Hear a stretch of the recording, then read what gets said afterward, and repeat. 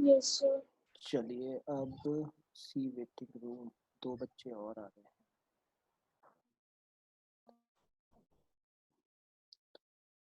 अब तक 2 दिन बहुत स्लो सिलेबस चला, तो अब थोड़ा सा उसको फास्ट कर लेते हैं। डिटर्मिनेंट्स पर बात शुरू हो ही गई थी हमारी। डिटर्मिनेंट्स में प्राइस पढ़ लिया, दैट इज ओवर। पर प्राइस किस गुड्स के केस में डिटर्मिनेंट नहीं है? नेसेसरी गुड्स के केस में।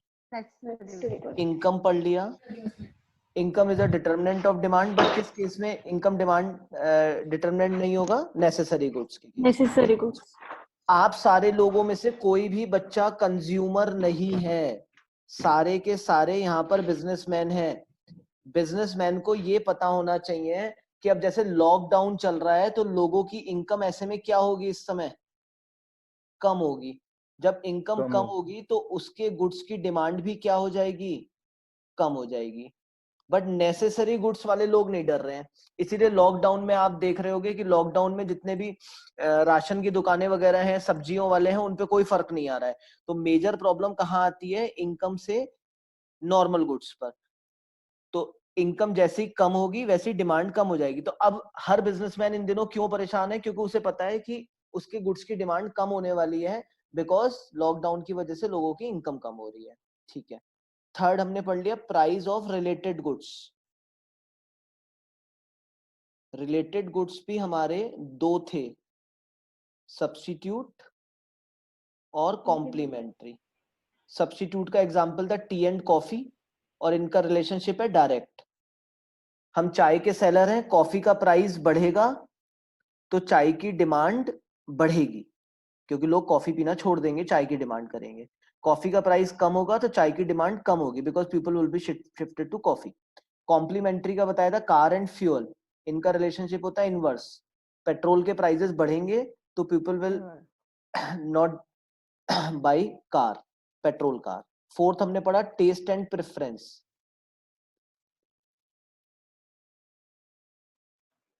लोगों का टेस्ट जिस तरफ होता है डिमांड उस तरफ हो जाती है, प्रेफरेंस भी हो जाती है। प्रेफरेंस होने की वजह से कई बार लोग कॉन्स्पिकुअस गुड्स की डिमांड करते हैं। कॉन्स्पिकुअस मतलब सोशल प्रेस्टीज वाले गुड्स, इन्हें वेबलेन भी बोलते हैं, डेमोन्स्ट्रेशन इफेक्ट भी होता है। तो बराबर वाले के पास उसके टूथपेस्ट में नमक है तो मेरे में भी होना चाहिए, इस तरीके से लोग डेमोन्स्ट्रेशन के कारण भी प्रेफरेंस देना स्टार्ट कर देते हैं, और प्रेफरेंस देते हैं तो वहां पे भी डिमांड बढ़ जाती है। एंड देन फिफ्थ हमने कल पढ़ा पॉपुलेशन। पॉपुलेशन के केस में एडमिट ऑल, ये बच्चे आ रहे हैं लोग लगातार, इसीलिए मैं 5 मिनट रिवाइज कराता हूँ।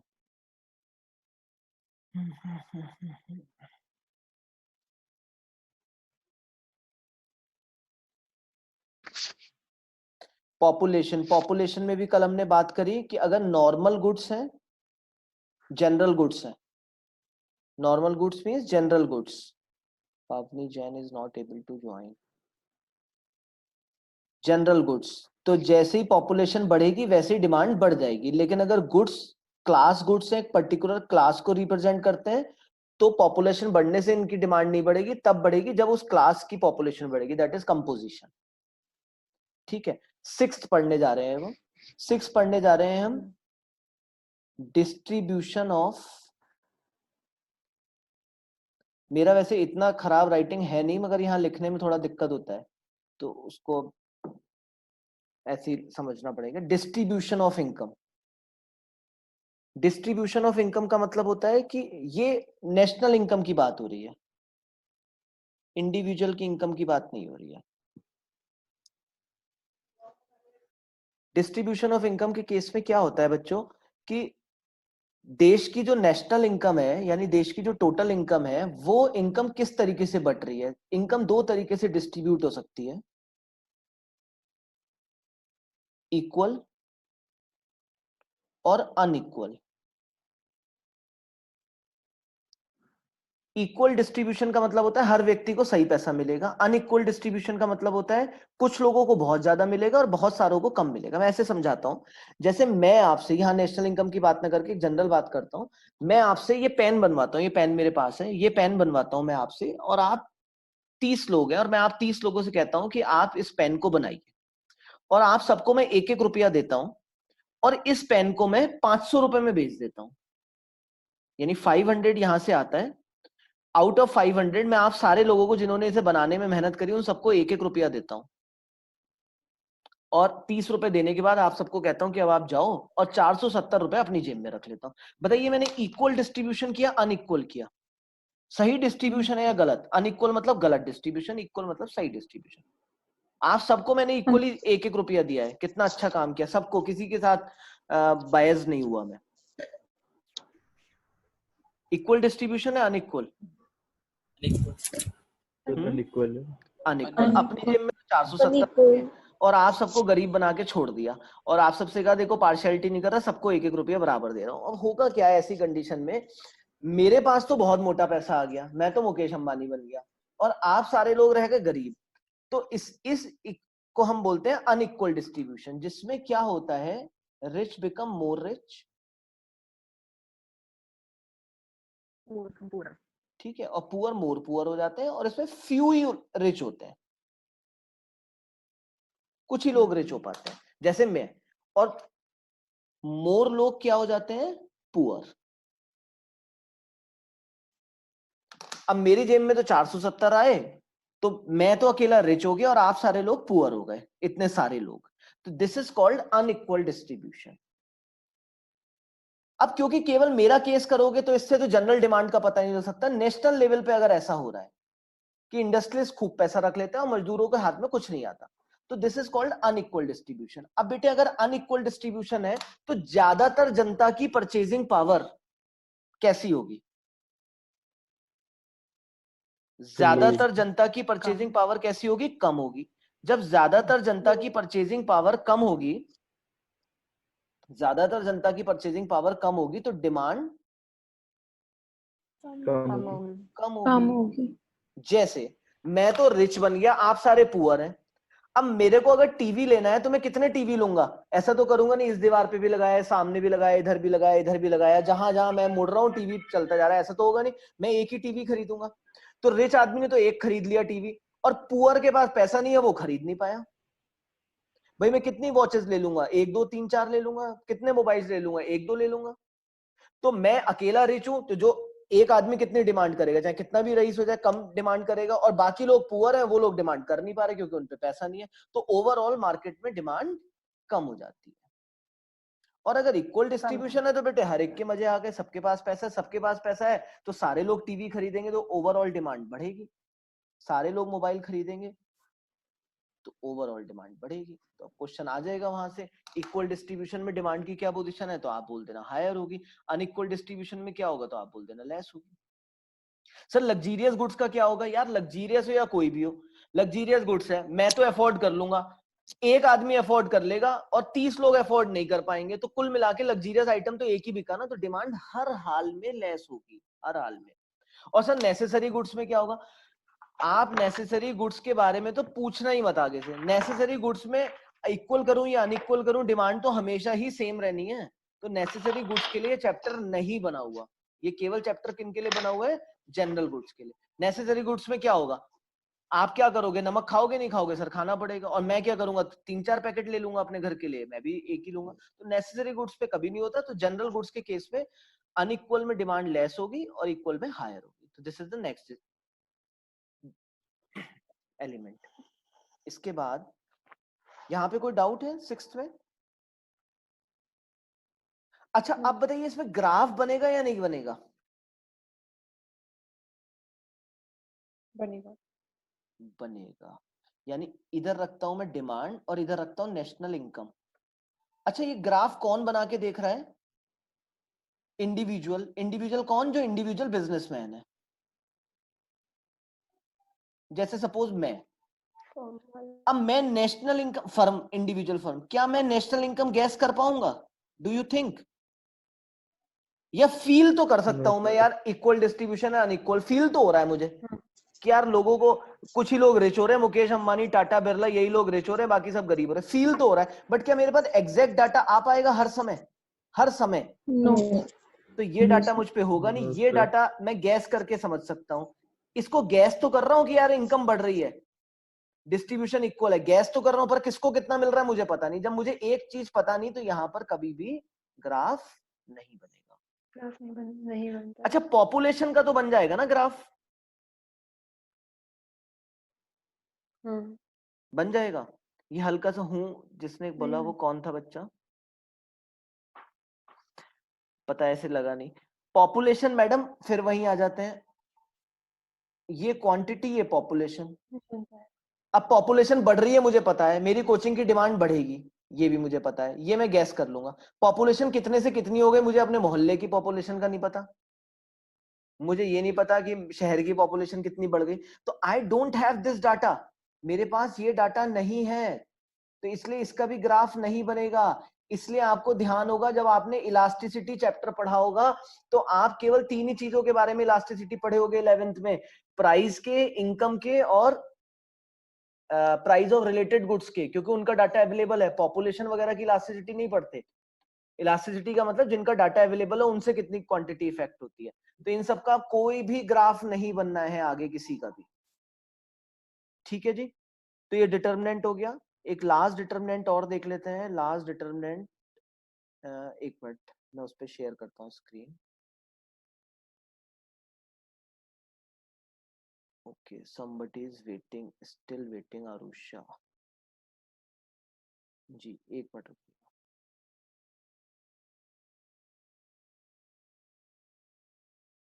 यहाँ पे डिमांड पे आते हैं, कंज्यूमर क्रेडिट फैसिलिटी और interest rate, consumer credit facility और इंटरेस्ट रेट।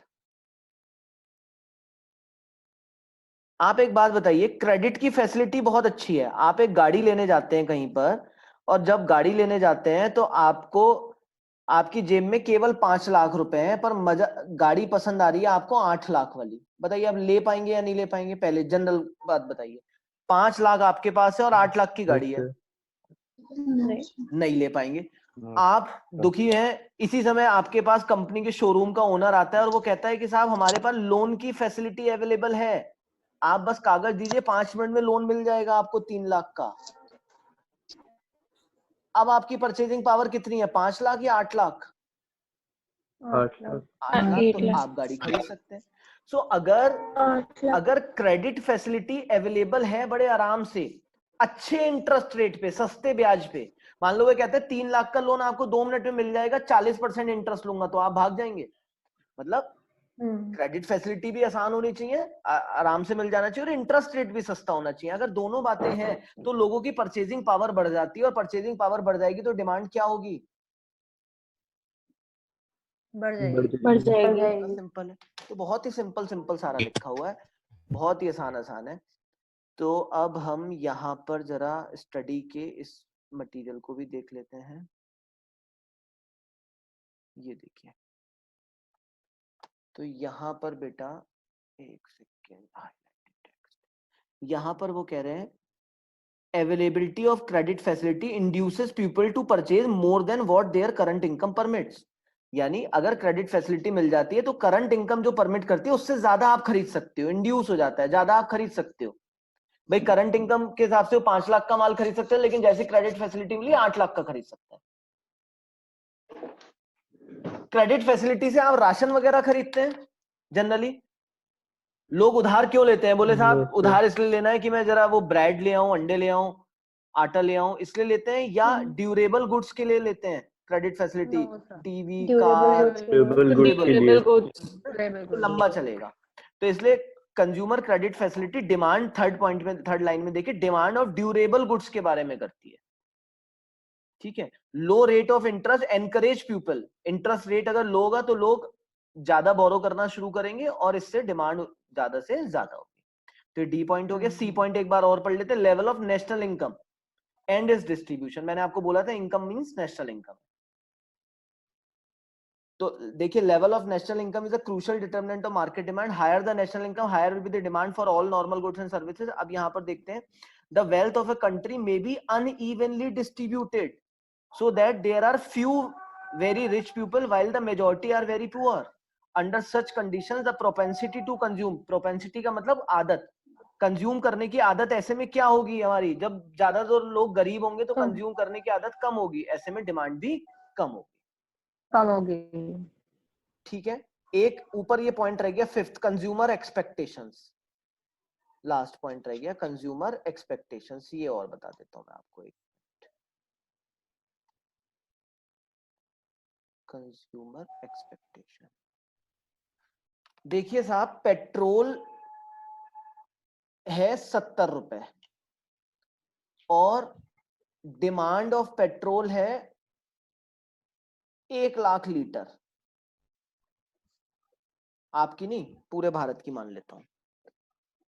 अचानक एक अफवाह आई, अभी लॉकडाउन की बात नहीं करते, जनरल समय की बात करते हैं, एक अफवाह आई कि कल सुबह प्राइस 90 रुपए हो जाएगा। हुआ नहीं है, कल सुबह हो जाएगा प्राइस 90 रुपए।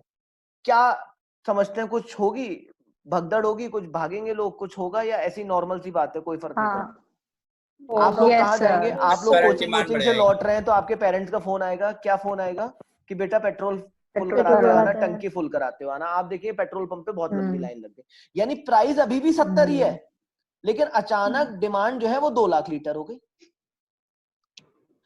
क्या सुबह 70 रुपए पे 1 लाख लीटर की डिमांड थी, शाम को भी 70 ही है, होगा 90 रुपए, ये हम सोच रहे हैं, हुआ नहीं है। 70 पे ही कितनी डिमांड हो गई, 2 लाख, यानी बिना प्राइस चेंज किए भी डिमांड चेंज हो गई, बिना लोगों की इनकम चेंज हुए भी डिमांड चेंज हो गई, बिना टेस्ट में चेंज हुए भी डिमांड चेंज हो गई, बिना पॉपुलेशन में चेंज हुए भी डिमांड चेंज हो गई, बिना डिस्ट्रीब्यूशन ऑफ नेशनल इनकम के भी डिमांड चेंज हो गई, यानी बिना इन सारे फैक्टर्स के भी डिमांड चेंज हो सकती है। इसका मतलब अगर मैं अभी स्टॉप हो जाता तो ये बात बिल्कुल गलत हो जाती कि डिमांड के यही डिटर्मिनेंट है। डिमांड का एक डिटर्मिनेंट भी है, वो है र्यूमर, एक्सपेक्टेशंस, अफवाह, हो सकता है अफवाह ना हो, एक्सपेक्टेशंस, ठीक है, इंफॉर्मेशन, और ये सारी किसके बारे में है, फ्यूचर के बारे में। कल उम्मीद है, एक्सपेक्टेशन है कि 90 हो जाएगा, आज ही पढ़वा लो, ना तो 70 प्राइस सेम रहा, इनकम सेम रही, price of related good same रहा, पॉपुलेशन सेम रही, बाकी सारे फैक्टर सेम रहे, फिर भी डिमांड बढ़ गई, इसका मतलब this is also a determinant of demand, this is not, this is also.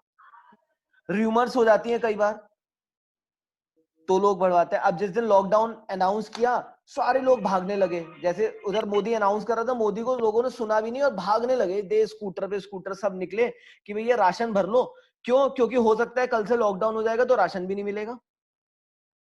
तो ऐसे में क्या हुआ, उनकी बात, अभी एक्सपेक्टेशन ही तो थी, क्या राशन वाले ने प्राइस चेंज करा ना, क्या पॉपुलेशन बढ़ गई अचानक, नहीं, क्या लोगों की इनकम में चेंज हुआ, नहीं, फिर भी लोगों ने राशन की परचेजिंग ज्यादा स्टार्ट कर दी, बिकॉज सिर्फ एक एक्सपेक्टेशन थी कि शायद कल से अवेलेबिलिटी नहीं होगी। सो डिमांड इससे भी इफेक्ट हो जाती है। Is it clear? So determinants of demand की अगर अब मैं आपसे कंक्लूड करूं, अच्छा क्या एज ए बिजनेसमैन अगर कोई ऐसी इंफॉर्मेशन आ रही है आपके प्रोडक्ट से रिलेटेड, तो ये आपको यूजफुल है या नहीं है? ऑब्वियसली अगर आपको लग रहा है कि यार कल प्राइस बढ़ जाएगा, अब आप क्या करेंगे, आपको पता है कि आज डिमांड बढ़ेगी, तो फिर आप अवेलेबिलिटी ऑफ स्टॉक अकॉर्डिंग करेंगे। तो अब डिटरमिनेंट देख लेते हैं, दोबारा लिख लेता हूं, प्राइस, सेकंड हो गया इनकम, थर्ड हो गया अब फाइनली रिवीजन के लिए और खत्म हो गया topic, price of related goods, और फोर्थ हो गया हमारा test and preference, and fifth हो गया फ्यूचर एक्सपेक्टेशन जो बुक में लिखा है, और सिक्स्थ हो गया पॉपुलेशन, और सेवेंथ, बुक ने सिक्स्थ में ही पार्ट कर दिया, सेवेंथ हो गया नेशनल इनकम एंड डिस्ट्रीब्यूशन, और एट्थ हो गया हमारा, एट्थ कौन सा था, देखो जरा, हाँ credit facility, but credit facility with interest rate जरूर ध्यान रखना, इंटरेस्ट रेट महंगा है तो कोई नहीं लेगा, ठीक है। ये सारे डिटर्मिनेंट्स ऑफ डिमांड पढ़ाए गए। सर क्वेश्चन कैसे कैसे बन सकते हैं, पूछ लेगा इनमें से कौन डिटर्मिनेंट नहीं है, तो 3 होंगे 1 नहीं होगा, या 4 होंगे तो ऑल ऑफ द, 3 होंगे तो ऑल ऑफ द अबव वाला कुछ आ जाएगा, ठीक है। और इनसे रिलेटेड आ सकता है, बट पूरा का पूरा चैप्टर किस गुड्स के लिए नहीं बना हुआ? नेसेसरी गुड्स के लिए। Necessary goods. ठीक है, नेसेसरी गुड्स। कोई दिक्कत यहाँ पे? No sir. No sir. No sir. ठीक है। अच्छा, आज मैं क्वेरी सेशन अलग से इसलिए नहीं कर पाऊंगा, आज ना मेरा सीए इंटरमीडिएट का एक बहुत ही इंपॉर्टेंट क्लास है और गलती से ना उनको टाइमिंग 5 बजे चला गया था और वो काफी उसमें ऑल इंडिया लेवल पे बच्चे जुड़ रहे हैं, तो मुझे आज आपका क्लास यहीं टर्मिनेट करना पड़ेगा। 5 बज गए क्या? हाँ, 5:07 हो गया। तो क्योंकि उसमें ऑल इंडिया लेवल पे काफी सारे बच्चे जुड़ रहे हैं, सो मुझे अभी क्लास आपका यहीं स्टॉप करना पड़ेगा और कल से मैं आपके साथ एक लॉन्ग क्लास करूंगा। अच्छा, इंग्लिश का आपको बात समझ में आई गया? सर कल से चैप्टर स्टार्ट करेंगे ही करेंगे। और हाँ, अकाउंट्स में निशान सर ने पूछा, उन 3 चैप्टर्स में काफी सारी प्रॉब्लम